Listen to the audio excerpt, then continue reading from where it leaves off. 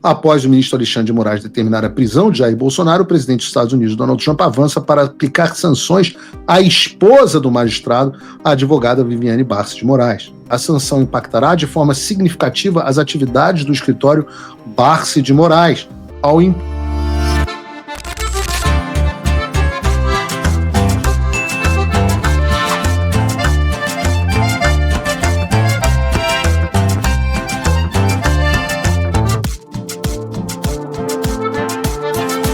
Você que vai determinar se a gente hoje vai liderar a audiência ou não. Eu quero que você clique agora no like, comente aqui, eu estou vendo os seus comentários, manda o seu programa nos grupos, para os amigos e para os inimigos, porque afinal esse é o Paulo Figueiredo Show. Meus amigos do Pave News. Tem coisa para ser feita. Não é que vai ficar sem resposta a prisão de Jair Bolsonaro. Vai ter resposta.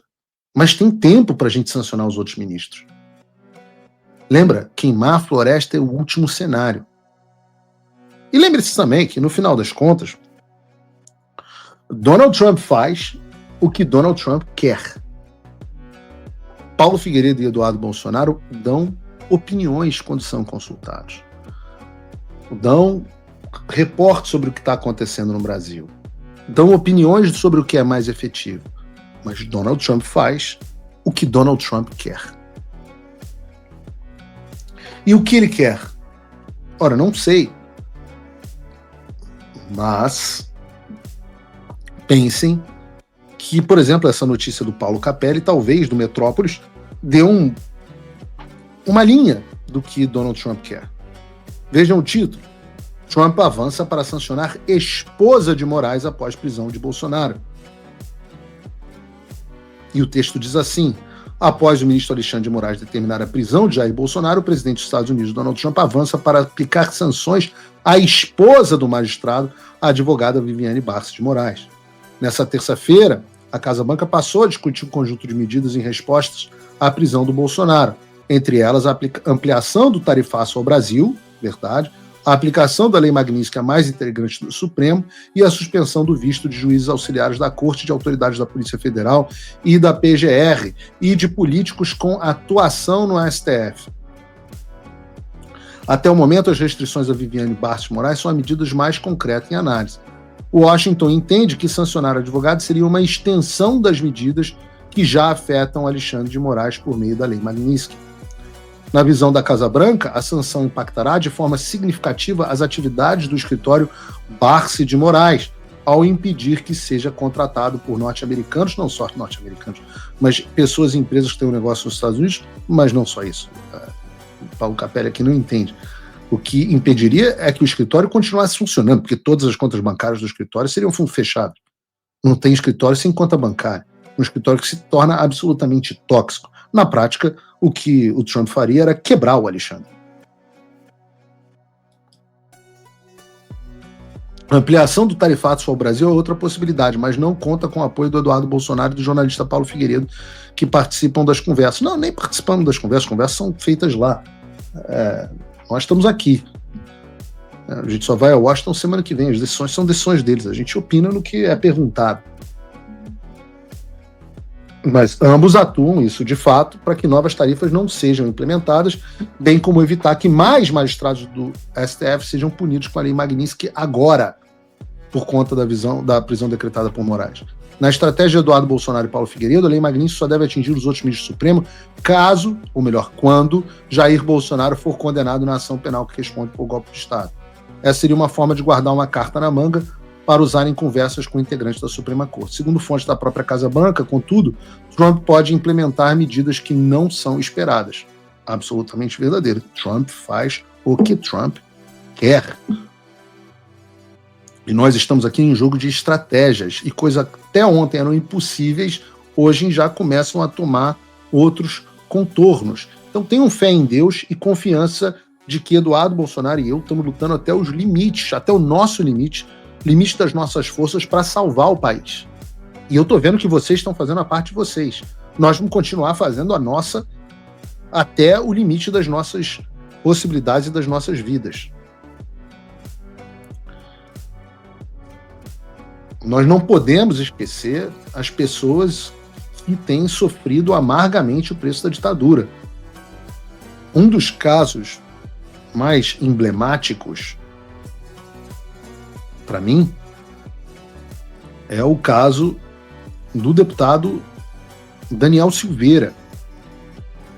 E foi muito comovente as imagens e as notícias que chegaram a respeito do deputado Daniel Silveira aqui nas redes sociais.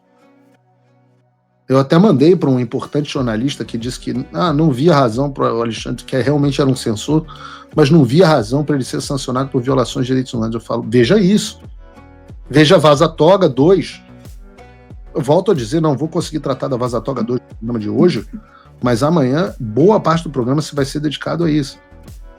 Não dá para olhar a situação do Daniel Silveira e não se comover. Então hoje eu recebo aqui no Paulo Figueiredo Show, espero que esteja conosco, tá assim, o doutor Paulo Faria, que é advogado do ex-deputado Daniel Silveira e uma pessoa que está a par de todos os últimos eventos envolvendo o deputado. Doutor Paulo, seja bem-vindo ao Paulo Figueiredo Show. E eu queria... Estou com eco? Isso. Eu queria começar perguntando ao senhor o seguinte: qual é a situação real agora de saúde do Daniel Silveira? O que está acontecendo com o deputado? Boa tarde. Boa tarde, Paulo Figueiredo. Prazer falar com você novamente. Boa tarde a toda a sua audiência. Nós não temos notícias desde domingo do estado de saúde do Daniel Silveira, porque não temos acesso a ele lá no presídio de Magé. Eu estou em Goiânia, o outro advogado, o Dr. Michael, está em Fortaleza, mas nós estamos trabalhando, Paulo, no sentido de garantir o direito a cuidar da saúde, o direito à saúde que está na Constituição Federal. Ele teve febre, e isso muito preocupou a defesa, porque sábado para domingo, sexta para sábado e sábado para domingo, ele ficou com febre. E o médico dele no domingo, que é o Dr. Raimundo, que fez a cirurgia, pediu até, pelo amor de Deus, para levá-lo ao hospital para fazer exame, porque ele corre o risco de infecção generalizada e também, Paulo, um derrame, tá? Suspeitas de um derrame meniscular, que é a razão de todo aquele inchaço e toda aquela imagem inaceitável, né, para uma pessoa como Daniel, qualquer pessoa. Então, assim, honestamente falando, não temos notícia até o momento se deu febre ou não de ontem para hoje. Mas há pouco a PGR manifestou favoravelmente a prisão domiciliar para cuidar da saúde, né? É a Magnitsky fazendo efeito aqui na impressionante. Absolutamente impressionante. Uma mudança grande da Procuradoria. Então, estamos esperando aí para as próximas 2 horas aí. O que doutor, explica aqui para a audiência, por favor. Eu estava, inclusive, vendo essa reportagem que chegou aqui para mim enquanto o senhor estava falando. O que é essa prisão humanitária? Explica para a gente, por favor. A prisão, a domiciliar humanitária, é quando o sistema penal não tem condições de cuidar da saúde do preso. Então, o que acontece? Ontem, a própria SEAP manifestou expressamente que não tem condições de cuidar da saúde do Daniel. Então, quando o sistema penal não tem condições, o preso tem que ser mandado ou para o regime domiciliar ou para ser internado em um hospital, mas fora do sistema penal. O sistema penal não tem condições. Pra você ter uma ideia, não tem nem medidor de temperatura lá no sistema penal. Não tem termômetro, que você quer dizer? Termômetro, exato. Então, não se sabia. Sabia-se que ele estava com febre, porque ele estava com calafrio, estava sentindo muito frio. Então, esse foi o que a mãe dele narrou. E com essa negativa da SEAP de não ter condições, aí foi até uma piada, né? O ministro perguntar para a SEAP se eles tinham condições de fazer fisioterapia no Daniel. Aí a SEAP disse que não, e aí não há outra alternativa. A lei diz que tem que ir para a prisão domiciliar, e nesse caso é a humanitária, ou seja, para cuidar de questões relacionadas à saúde. Teve o caso do Chiquinho Brazão, e o Collor. Ambos tiveram esse benefício da prisão domiciliar humanitária, Paulo. Sim, claro. O caso do Collor, inclusive, foi um pouco simbólico, porque acho que foi o Gilmar Mendes que deu a ele um habeas corpus, alguma coisa do tipo, né? E disse que ele tinha a apneia do sono. Ou seja, o Collor foi mandado para a prisão domiciliar humanitária porque ele roncava, basicamente. E o brasão foi o Moraes, né, que deferiu. Moraes que deferiu a prisão domiciliar para o Chiquinho Brazão, e todo mundo sabe que ele foi acusado de mandar assassinar a Marielle. Então, primeiro você curte, que é o preço deste programa. Quanto vale o ingresso para ver este palhaço neste picadeiro bonito? Vale uma curtida.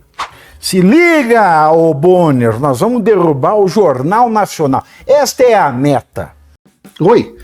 Diante dos inúmeros bloqueios que eu venho recebendo do STF e também todo o boicote do YouTube, canais de cortes dos meus vídeos como esse são muito importantes para fazer a minha mensagem chegar ao máximo de pessoas possível.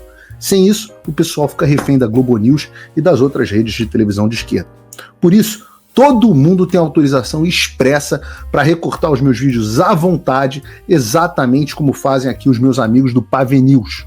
Curtam então o vídeo e se inscrevam nesse canal. Para acompanhar os meus programas completos ao vivo, eu sugiro que você acesse o meu canal e o site do Paulo Figueiredo Show. A gente transmite ao vivo todas as terças e quintas às 15 horas. Você também pode, no meu site, apoiar o meu trabalho diretamente. O programa é totalmente financiado justamente pelos assinantes e cada contribuição é crucial. Se tornar assinante e apoiador é muito fácil, é acessível e eu criei um cupom de desconto especial com 20% aqui na descrição. É uma contribuição de pouco mais de $5 por mês, menos que uma promoção do Big Mac, e você tem acesso a vários conteúdos exclusivos, análises detalhadas e descontos dos meus cursos. De novo, link e cupom na descrição. Você pode contribuir também de uma forma mais significativa se você se tornar um patrono Gold. Aí, com um compromisso de $50 por mês, você se junta ao nosso grupo exclusivo de WhatsApp, participa das nossas reuniões mensais de Zoom, de encontros presenciais e tem acesso direto a mim por e-mail, e você vai poder compartilhar as suas ideias contribuindo para um grupo de elite dedicado ao futuro do Brasil. Você imagina o impacto que você pode ter. Desde dezembro de 2022, as minhas redes sociais estão bloqueadas no Brasil, as minhas contas bancárias, ativos, todos congelados, meu passaporte cancelado, tudo por ordens do Alexandre e sem justificativa. Então, se você está procurando uma forma de ajudar e fazer a diferença para o seu país, essa é uma ótima forma. Não me deixa sozinho.